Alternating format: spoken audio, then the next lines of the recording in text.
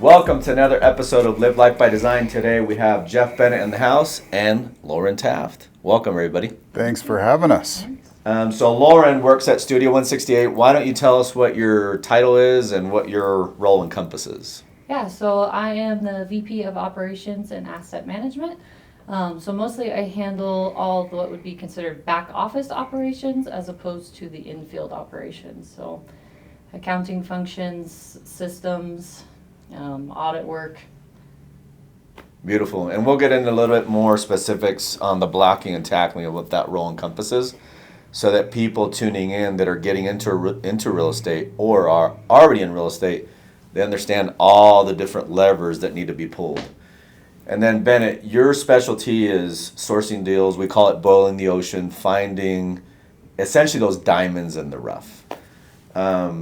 When you found the current offering that we're chasing, what was it that told you this is something we're going to take down? What were those indicators that said this is something that we need to chase? Yeah, so some of our guiding real estate principles when we're looking at a deal is what our going in basis is, because a lot of real estate is timing the market. So when you look at like what happened before COVID, you had a very long period of low interest rates, and that led to a lot of people that owned real estate being able to sell those at super elevated prices without even doing anything to them. So tons of money came into real estate. For us, things have shifted a lot with interest rates skyrocketing, and there's operational issues out there. There's just different headwinds in real estate where we now look at our going in basis. Is this going to be a good purchase on the front end? Why yes to this two-pack? It's two assets encompassed in one. Why yes to this specific offering? Well, the two offerings have synergies. So one is a mobile home park that has over 400 lots, so it's institutional size and quality. It's 55 plus, it runs super well, it's a high going in cap rate with a lot of upside. So that particular community has about 50% of the pads, the rent on those pads being utilized on an annual basis. So there's great upside, great quality, great downside risk protection.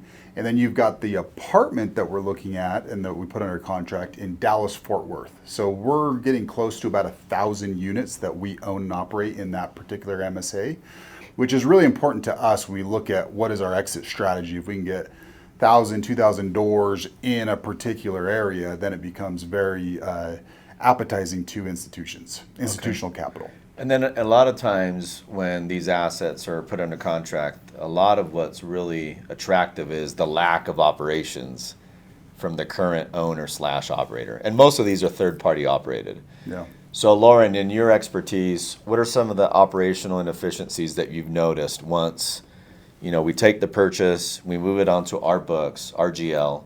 What are some of the main inefficiencies that you see from these operators?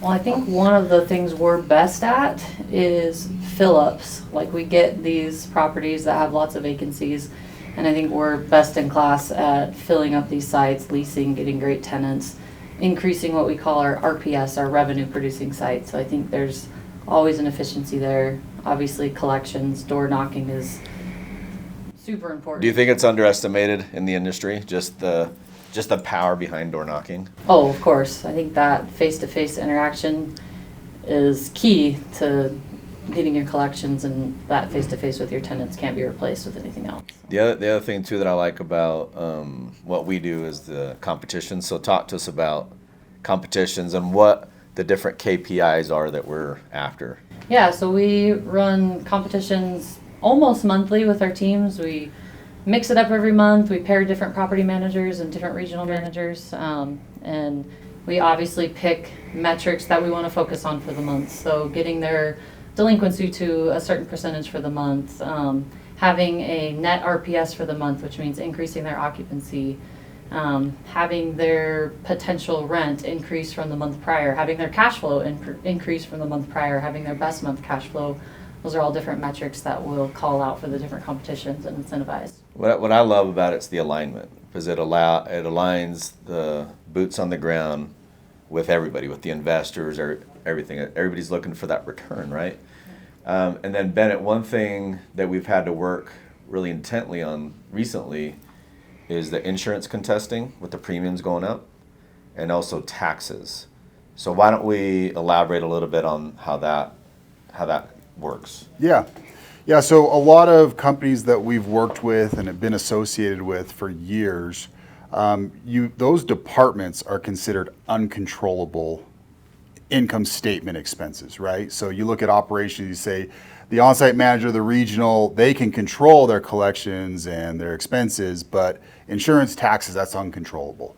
Well, here at Studio 168 at Silverlands Management Group, our team looks at those as controllable expenses, which means they can actually make a difference. It's not just you get a premium and you just pay it, right? So with insurance, for example, if we use one insurance brokerage, they're going to do a good job on a couple of assets. They're going to do a bad job on a couple. They'll do an okay job on a couple others. They'll do a terrible job on a few others. And I'm talking premiums skyrocketing. So we got quotes, for example, on one of our apartments down in Harlingen, Texas. We were paying $136,000 a year for our annual premium. And the first quote that we got back from our existing insurance carrier was about $220,000. So, I mean, that's a huge increase. You talk about what that's going to do to your NOI, your valuation, your refinance potential, and your cash flow. That's going to hurt the profitability of that asset. So what we did was we contacted about a dozen different insurance brokerages, and we have shopped every single one of them with every single asset that we have. And some give us really competitive in this market, some give us really competitive in this market, some give us really competitive on this vintage age, some give us really competitive on flood or hurricane or whatever the coverage is. And so by spreading that out to a bunch of different carriers, we've been able to stay really competitive with our insurance rates. It's incredible, right? Some view it as a non-controllable, and then some shops view it as a controllable expense. Now, if we were just third-party operators and we didn't do the asset management, the chances of us having the desire to go contest taxes and contest insurance are below zero. It's just not going to happen. 100%. But that's why it's so key to have vertical integration, because you care about points A through Z. You care about all 26 letters of the alphabet. Lauren, as you've contested the taxes and the insurance, is it easy? Or what does it look like on a daily? Because it sounds like it's a daily. Yeah, it's a daily battle. The finance team that's been grinding it out has probably spent, I don't know, we have probably a full-time employee that's spent 40 plus hours a week on it for the last 3 to 4 months. Yep. Bennett described it as a knife fight, and I think that's pretty accurate. Yep. The brokers don't love that we're shopping around. They don't like the free market system, but we like it, and so it's been a success. Yeah, we had one broker that lit our team up and said, I thought I was getting an exclusive. And we said, well, if we give you an exclusive, then we're literally at your mercy. You can Right. throw whatever rate that you want at us, and we just have to take it. Yeah. So I would say, yeah, hundreds of hours over the past couple of years have gone into that. It's obviously been accelerated in the last couple of months because we've had more expirations on our insurance policies that we've had to renew. Yeah, love it. Now let's talk about the return profile for the two-pack. So, manufactured housing community, apartment complex in Fort Worth. Talk to us about the return profile, how it all pencils. Yeah, so at Studio 168, we're a very interesting commercial real estate, boutique commercial real estate shop, wherein we do mobile home parks, we do multifamily apartments, we also do self-storage. So 3 verticals. So 3 different verticals. This particular two-pack has 2 separate verticals involved. We have mobile home park, we have apartments. Why would you do that? Well, a lot of our investors are highly motivated on the depreciation aspect of investing. They have a lot of other passive income that they need to offset for the calendar year. So the mobile home park allows us to buy the mobile home park, to do a cost seg on the buildings and the electric and the infrastructure, but then to accelerate home purchases as well. So we're going to buy 60 to 80 brand new homes, install those, and take a depreciation benefit, which gives all of our investors like 70%-ish of their invested dollars that they get a write-off for that first year.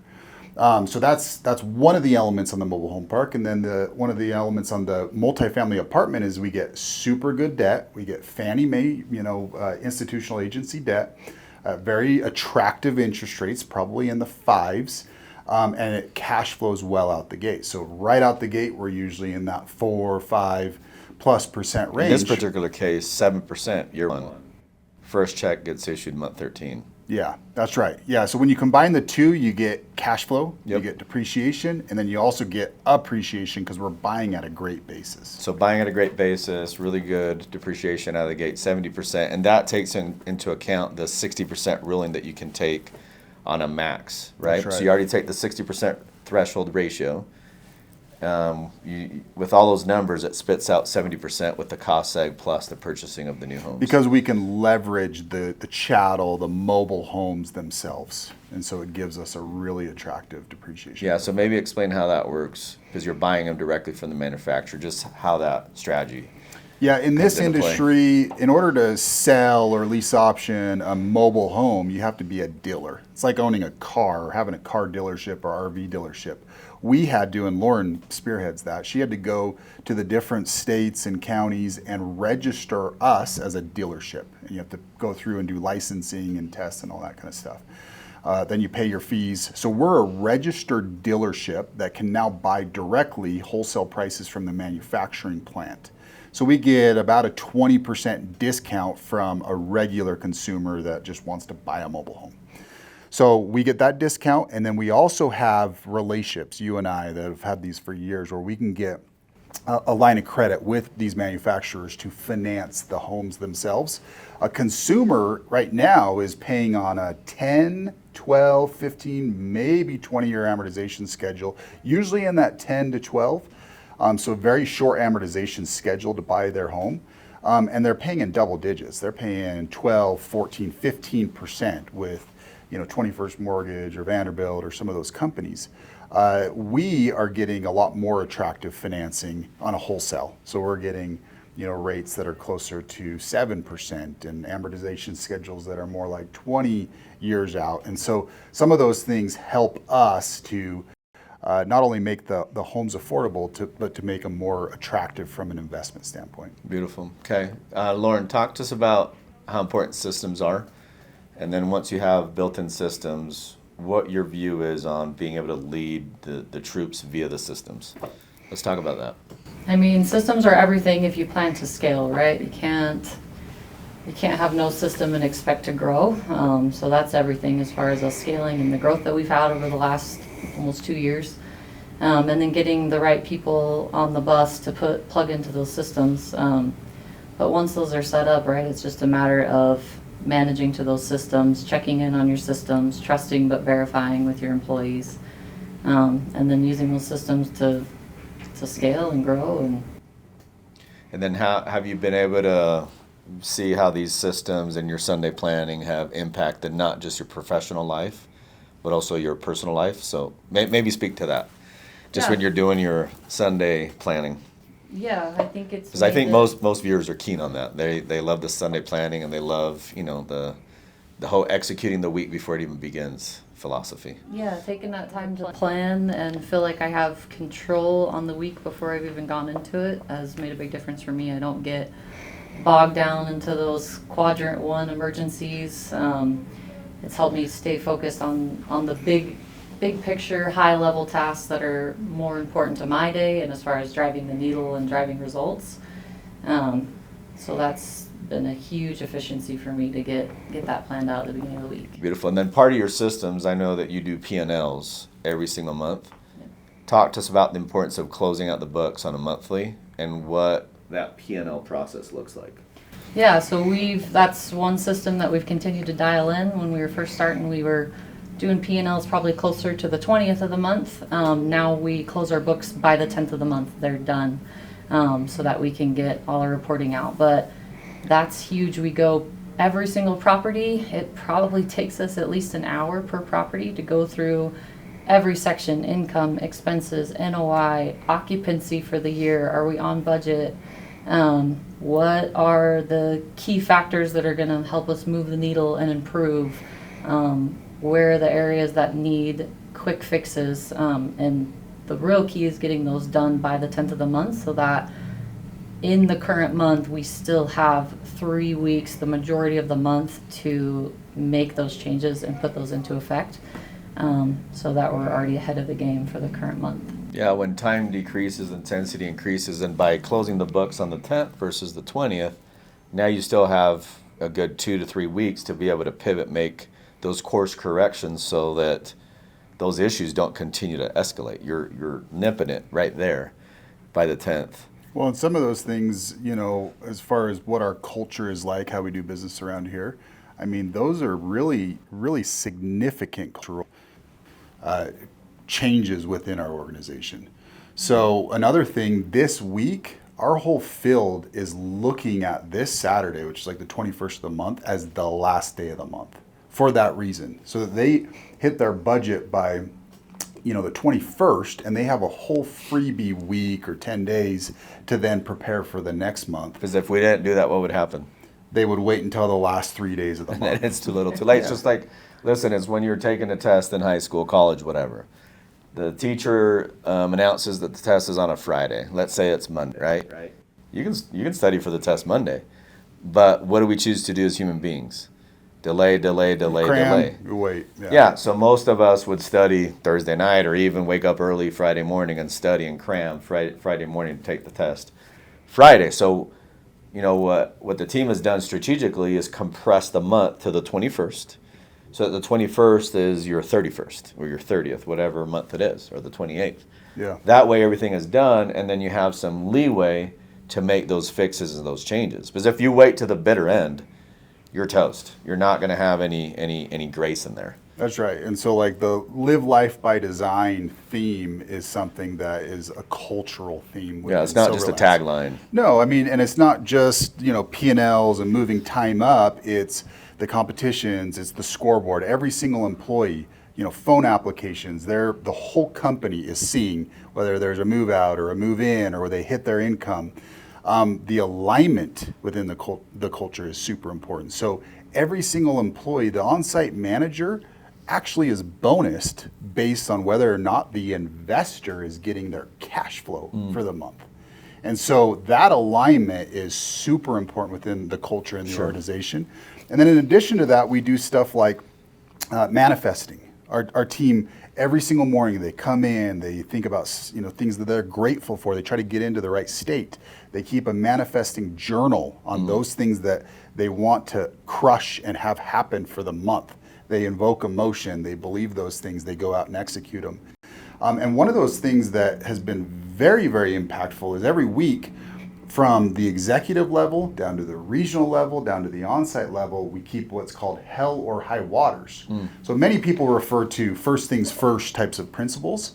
We actually have renamed and rebranded that to a hell or high water list. And so every level of the company has 1, 2, 3, or 4 things that week that they are going to do no matter what, that is going to drive the performance of their particular position for that week. Love it. And then Lauren, Bennett mentioned, you know, the app where it has all the optics. It's called Main Street. It's proprietary to Studio and Silverlands. Silverlands is the management company. Studio is the asset manager. So it's 2 companies in one, vertically integrated. Talk to us about Main Street and the importance of having those real-time optics. Yeah, Main Street's incredible. It basically takes our whole management software and compresses it down into one handheld app that all of our managers, all the regionals have access to. Any data point that you could go pull multiple reports from the software, you can pull right at your fingertips in Main Street, and you can see how other properties are doing compared to you. You could see your current month versus your prior month versus your best month. And like Mendez said, it's real time. It updates every single hour. It has a backend integration straight with our software, so it's everything. And then it's not only seeing the data, Lauren. So tell me what your philosophy is when you see a data point. What does that do? Does it just say, okay, check a box, or what do you do with that data, that real-time data? Yeah. You as the VP of Ops. Yeah, so the key is taking that data. What are we doing with it? Is this data telling me that there's an issue? And then with that issue, what are the fixes that I can directly affect? What's the solution? How can I get involved and make a difference to move the needle and fix the problem before it's a bigger issue? Love it. So it's not just looking at the numbers and checking boxes. It's actually what we do with those numbers. And that's why it's so important that it's real-time data. Because some shops, they don't get data for a month, 2 months. How are you going to pivot? How are you going to course correct? Yep. Like the speed of business, it's faster than the speed of light. Like you need data quick, and you got to make quick, prompt decisions to course correct 100%. when need be. Yeah, and with Main Street, another thing that is carefully thought through is the sequencing of how it's displayed. So from the on-site manager, the regional manager, and the executives in the corporate office, the first KPI that you look at, it's really a lagging indicator. It's the cash flow versus budget. That's the first thing. Even your on-site manager is looking at, are we hitting our cash flow budget? Then it's NOI, then it's your physical occupancy, then it's your economic occupancy. You know, how well are you running your physical occupancy? And then you go into things like delinquency and net RPS and, you know, those types of KPIs. And so it's very strategic how it's laid out, and it's teaching all of our on-site managers how to think like owners. And we've done conferences and we've talked to them and we said, look, you are literally running a business. Your asset is its own business. It's got its own investors, its own ownership. It stands on its own 2 feet. It has to produce cash flow on a monthly basis. It has to hit the NOI targets and the appreciation so that we can recap and refinance equity back to investors. So just for folks to understand, what would be the difference of that you just explained versus what's the traditional property manager doing?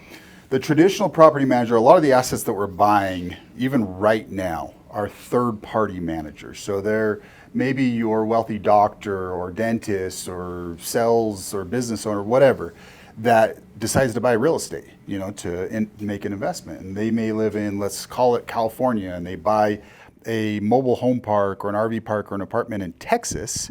Well, they're not going to manage it. They have their day job. Like, that's what they're expert at. So now they've got a property that's out of state, out of sight, out of mind, that now needs to perform. So what do? Well, the best we can do is get a third-party property manager. Well, that third-party property manager oftentimes does not care about whether or not the property is increasing in its value. They just care about just running and keeping the property together per their management contract. So we've seen crazy situations. In fact, we're buying, you know, one of the deals we're buying right now is a deal where a third-party property manager is wrongly incentivized to let delinquency go for 90 days, and then they're incentivized to collect it because they get to share half of whatever the collections are that are 90 days old. Incentives are completely misaligned. Completely misaligned. And then the other thing that they do... What's crazy is the owner doesn't realize that. Yeah. Well, it's out of sight, out of mind. You know, and they don't know what to believe or what to think, and they get their reports at year end for their taxes or whatever. And so that operations is everything. And we've set it up where every asset has its own manager, its own maintenance, its own regional manager, and it's got its corporate staff that supports things like utility recapture and insurance and other stuff. But most of these third-party property managers, they have a manager that now runs 3, 4, 5, 6 different properties, because property management is usually not a very profitable business. So in order for it to be a profitable third-party property management business, they have to now outsource that manager to multiple properties to cover their costs. Yeah, great. You know, so Lauren, Bennett just explained how the ops work, kind of the structure. Can you go into more detail? So you're at the corporate office. Then what does the structure look like from corporate all the way down to the actual property? Like, who's at the property and who do they report to, and how does that all work? Okay. And why? Yeah, so here at the corporate office, we have myself and Rob who are over operations. So 4 regional managers. They have anywhere from 5 to 8 properties that they're overseeing. The regionals then directly oversee the on-site staff, which would be a property manager, maintenance personnel. Some of the properties, depending on the size, have a leasing agent. We actually did just create a new position where each geographic area has a dedicated leasing agent. We think it's going to be huge for our production. And here at the corporate office staff, we have a manager over all of our CapEx projects, all the construction that's happening in the parks. We have a dedicated... Yeah, so explain CapEx. How does that work? What does CapEx mean? Okay, so CapEx is your capital expenditure. So that's the money you're putting in first time that's increasing the value in your property. So things like playgrounds, new asphalt, new roofs, clubhouse remodels, things like that. So And unit remodels as well. And unit remodels. So we deploy millions of dollars annually to make all these properties, their value increase. So we have dedicated manager who oversees all that, that works directly with on-site staff. Here at the office, we also have a person dedicated just for marketing. He's following up on all of our leads. He's cleaning up all of our ads. He's getting fresh promos. He's working with Facebook and Zillow and Zumper and a lot of different syndications to get our advertising out there. We also have employees here at the office that are dedicated to utility recapture, prepping those bills that go out to our tenants monthly and making sure that we're covering the expenses that we have. Yeah, because often what happens when we're buying a property with the utilities, who's carrying that burden? The owner. We pay the utilities, so unless someone is watching that constantly and on top of it, the owner's just going to eat those utilities. Yeah, another thing that third parties probably not incentivized to really dig down and create efficiencies there. No, the majority of the properties that we're buying, the current ownership is carrying the utility charges on their own, and they just pass through. They do their rent increase and think that they're recapturing it. But the problem is especially in this inflationary period, we've seen utilities just skyrocket. Yep. So if you're not bifurcating that from your rent, where you can actually pass that through live on a monthly bill, then it's cannibalizing your rent. Well, it also makes the tenant, the end user, right, our customer, a little bit more responsible. Yeah. When they know that it's being bifurcated, they're going to be more conscientious to turn the faucet off, to flip the light switch off, etc. Again, it's just alignment with everybody. You got to align. Yeah, and it's working Everybody in the company. smarter, not harder. So, we can, in many situations, we have below market rent, and we're moving those, as leases expire and anniversary dates. But utilities is a great example of that's one of the biggest bangs for your buck on moving your value, your appreciation, your NOI, Yep. and also your cash flow, because that goes to your bottom line 100%. If I go raise rents or I go fill some units, there's going to be an OPEX that's assigned to that revenue growth, that top line growth. So if I go increase my top line by $100,000 over the year, well, I still have an OPEX of 30, 35%, 40%, whatever it is that is going to come out of that $100,000, and then the balance hits my bottom line. Whereas utility recapture, that's already an expense. So if you now go recapture that, 100% of that now hits my bottom line, my cash flow. Love it. And then ancillary businesses. There's a lot of opportunity there. What kind of ancillaries have we been able to capture value on? So our biggest one right now is cable and internet, providing those services to our tenants. Another one that we're in the works for is renter's insurance. A lot of people don't have their stuff covered by any type of insurance. We require liability insurance, but we think a big opportunity is providing that renter's insurance. Okay. Awesome. And then Bennett, talk to us about capital markets, where that team lives and what they do on a daily, and how important that is to the business. Capital markets is super important. So we have our team out in New York, which is obviously one of the epicenters for debt and financing across the world. And all day long, they're sourcing us debt, the best debt that we can get. So we've seen very interesting debt products in the last couple of years where we're getting amortization schedules, sometimes as far as 35 years. We're getting interest-only periods for 5, 7, 10 years, full term. Interest-only periods, which is super important. Some loans that you're cramming down your principal as well, your loan constant becomes pretty expensive. You might think that you're getting a 4.5% interest rate, but because it's not interest only, you're actually paying 10% on your loan constant as you're paying down the principal too. That can really hurt your cash flow. So that capital markets team is really important on making sure that our assets off the bat are performing well and cash flowing. But then even more importantly on the back end, what our refinance potential is. So on our asset management, every single month, our team reports to you and I, and they go through all the asset management levers. And one of those is refinance targets. And they take a hypothetical 4.5%, 5%, 5.5%, 6% interest rate hypotheticals, and they plug in the DSCR requirements, our capital markets does, and they spit out with our NOI growth how we would do if we go refinance today. And so we have assets that we've owned for a year that we could go refinance 100% of our equity today. Well, tell us about the one that was just recently refinanced that was within the year. Yeah, so that was a mobile home park. Within a year, we refinanced out 100% of the investors, the LP's equity. And that was all because we increased the NOI accordingly. We were able to get debt to now recap that investor. So once again, a recap within a year of ownership. It was a 1031 client of ours. They cut the entire check for this mobile home park. Within the year, full recap, gets all the equity back out, just for throwing out a number. Let's say it was $3 million of invested capital. Checks along the way, monthly. No tax on the 1031, obviously. Gets all the equity out through a refinance in his pocket, $3 million. That's the number we're using. Tax free. Yeah. That investor then chose to roll it into one of our other offerings and then took a big chunk of the proceeds, tax-free, in his pocket. I don't know if he's on the beach right now. I don't know what he's doing. That's his prerogative, but it works. And it was within the year of getting that asset purchase, just by driving the NOI, driving down costs, et cetera. So that the mechanism works. And right now, we have quite a few assets on our targets that we'll be able to refinance Q1, Q2 of 2025, which is super exciting. That's right. And it's all based on how far we've grown the NOI and then what's happening in the debt markets on interest rate.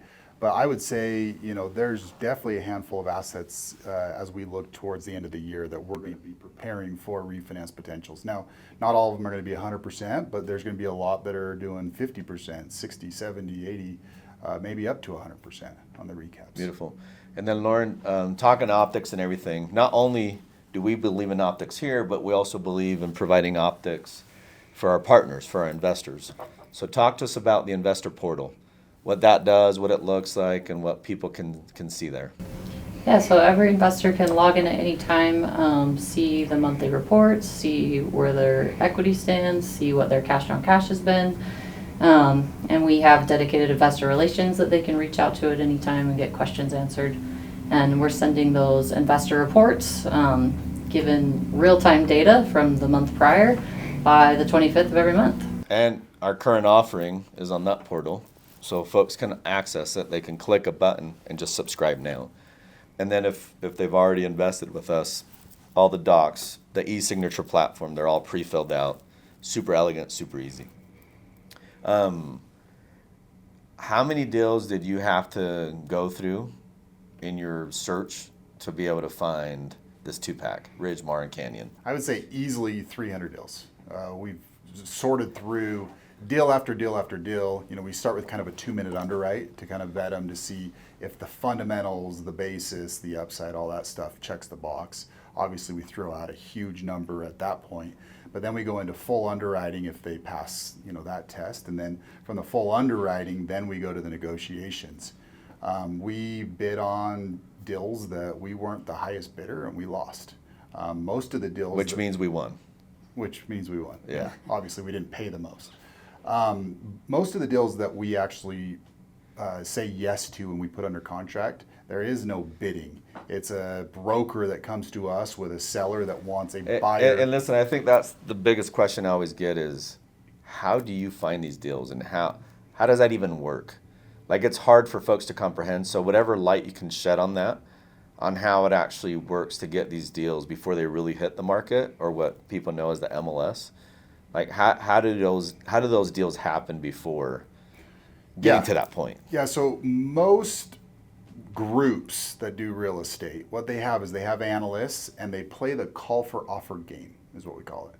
And so you got all these brokers that they put these packages together and they do a call for offer. Hey, by September 10th, we're going to do a call for offer on this deal. Here's your marketing materials, go underwrite it, prepare your bids, kind of like an auction, and we'll do a call for offer. And then they say, okay, the top 3 or 5, we're going to do They're smart. They're just looking for the willingness to pay. Yeah, they'll say, okay, the top 5, now we're going to put you against each other, and we're going to do I'm sure when they're seeing those bids, they're like, yeah, we never thought this was going to come in this high. Exactly. We're going to do a best and final, and the person who pays the most wins. It's like an auction. That's standard. What we do... And what's crazy is the equity it squoze out. Oh, yeah. At that point. Yeah, all the juices squoze out. So what we focus on is sourcing deals off market.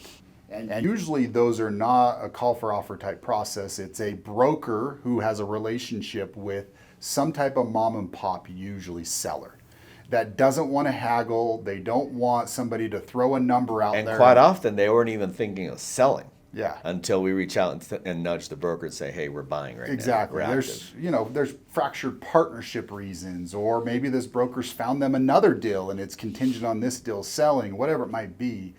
And they come to us because we have a track record of knowing what our taxes and insurance are going to reset, knowing what our expenses are, knowing what we're getting into, knowing what our CapEx is going to be.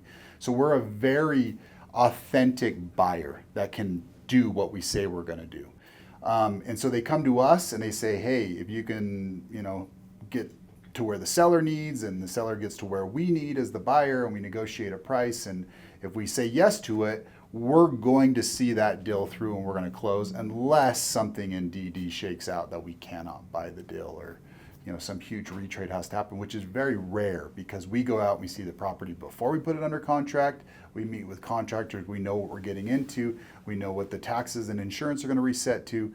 We have a very, very robust process before we even go under PSA. Yeah, Lauren, elaborate on that. So these due diligence trips that the team goes on, who goes on those trips? What roles go to those trips? What is done on site, and who comes alongside with them? So our VP of Finance is out there, our VP over CapEx, and VP over Operations. So they're essentially looking under the hood and kicking the tires, right? They're meeting contractors on site. They're looking at the vacant units. They're getting up close and personal with plumbing and roofs and all the non-sexy things that you have to look at. Why? Because that matters, right? That's gonna make a difference on our bottom line. There's a bad boiler that we have to replace 6 months. So again, our CapEx team knows a lot about all this stuff, but you want to take an HVAC expert, a roofing expert, an asphalt expert, a plumbing expert, a fence expert, a pool expert, to get real live true quotes that we can count on as we negotiate and do any concessions or purchase price reductions, etc. So it's a really robust process. They fly the drones out. They kick every single tire, as Lauren mentioned. They'll go there. It's during the day, evening time, early morning time, to just check out traffic trends, who's coming in and out. They look at all the vehicles to see what kind of tenant base is there, talk to the police station, the jobs. It's a really cool, robust, complete process. Okay, so as we wrap up, so this offering, high level, 70% depreciation. What's the net IRR? Net IRRs are 20, which means, if we hypothetically sell the asset in 5 years, your average return per year would have been 20%. So 20% year 1, 20% year 2, year 3, year 4, year 5, not including the depreciation. Yeah. So the depreciation is on top of this 20% net return that your money's getting every single year. And then the cash on cash starts off at a 7, 8, 9, and then bumps up to a 12. So what levers inside of the IRR, just so that the viewers understand? The leverage on the IRR is what the return is back to the investor. So it's the liquidity that is returned from your basis. And so essentially accomplished via appreciation. Yeah, and so then it's the cash your on cash. Yeah, your cash on cash and your appreciation, and that can be in the form of a refinance and a disposition. Okay, and then refinance targets potentially within what time frame? Within 5. The mobile home park could be sooner. Usually we see those in like the 2-3 year time frame. So 2 to 3 year for the MH piece, and then probably year 5 for the apartment complex itself. And then this Fort Worth one, Ridgemar, is a little unique. Yeah. What's unique about every single one of these units? Well, they're big, first off. Most of them are 2 beds, 3 beds plus, over 1,000 square foot units, which is really, really unique. And they're like townhomes. So every single one of them has its own garage, has its own private storage room, has a very spacious layout for the consumer. We went there, we looked around, we didn't see any product that was really competing against that, especially in, like on the workforce class C, class B type product. Yeah, and this one, the performance to take it from a C to a B with the CapEx improvements and just running the playbook that we're running. And then Canyon has a cool, the swimming pool is in the shape of Texas, and then it has a few other amenities. Has like a lake, for example. So yeah, you got the pool, you got your regular rec hall, and all. Did you pull any fish out of that lake yet? No fishing.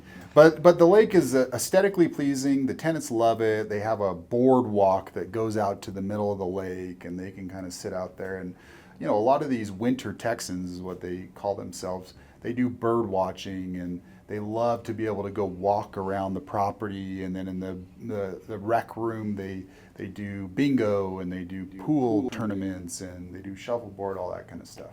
Yeah, it's not just a place where people live, or not a place where people reside, but they actually live. They have all those cool common areas, all those amenities. We want our customers to be there for the long term. Yeah. The quality of our rents is heavily dictated upon the quality of our tenant base, and we want to make sure that they're happy. We want to make sure that they're raving fan customers. I mean, we run a pretty strict playbook, meaning, hey, you got to pay on time. It's only fair to the payers that the non-payers, get in line. And if not, there's obviously a playbook that we run to make sure that we're running things in a profitable, cash flowing fashion. It's the right thing to do. But with all that said, it's a beautiful, sustainable, safe place for Americans to live. There's a massive affordable housing crisis in our country happening right now. It's not getting better, it's getting worse. Right now the ratios of people owning homes is a 60-40, 60% owners, 40% renters. There's predictions out there that state that by the year 2030, that'll flip. And it's 60% renters, 40% homeowners. And we want to make sure that we're doing our jobs to make sure that these rental units are beautiful, like I mentioned, safe, sustainable, being run the right way, that people can feel proud to call it home. As cheesy as that might sound, I'm okay if you accuse me of that, but that's what we believe in. So I want to end with this question. If you don't mind, I'm going to give the last question to Lauren, because I've asked you this before, but the show is Live Life by Design. I love asking this question at the end of every episode. What does that mean to you? Live your life by design, not by default. And it can be in business, it can be anything in the whole person paradigm, but what does that mean to you? To me, that's finding that harmony between my family, my work, my religion, and my extended family. When you start making the list, it's so many things that we got to pay attention to. It's a lot, but I think finding that harmony and having a good balance of all of it, and feeling fulfilled in all those areas, not feeling like any one area is dragging me down or a burden. And to me, gratitude is key for me to have a life by design. I need to be filled with gratitude. Wow, that's awesome. That's beautiful. And love. So. Okay, so gratitude, love, and you mentioned, what was that word that you mentioned? Fulfillment. Is that what you said? Yeah. And I've said this before, but success without fulfillment is one of life's biggest tragedies. It's really sad, because you can be really successful in religion. You can be really successful in business. You can be a really successful mom, but if you don't feel fulfilled, that's a failure. So whatever you do, look for that fulfillment and focus on that whole person paradigm. Don't chase balance, because you'll never find it. Chase the harmony, because you can't, right now, you have, if you don't mind me, you have 2 kids. I think a lot of people know you, that you have 2 kids. Right now, you're not being the best mom because you're at work. But when you go home, you harmonize and you be super mom, present there with your kids. So it's all about that work-life harmony, focusing on the whole person paradigm and looking for that fulfillment instead of just doing things without that holy cause of fulfillment. With that said, this is a wrap. Thanks for being on the show. Thanks. Appreciate it.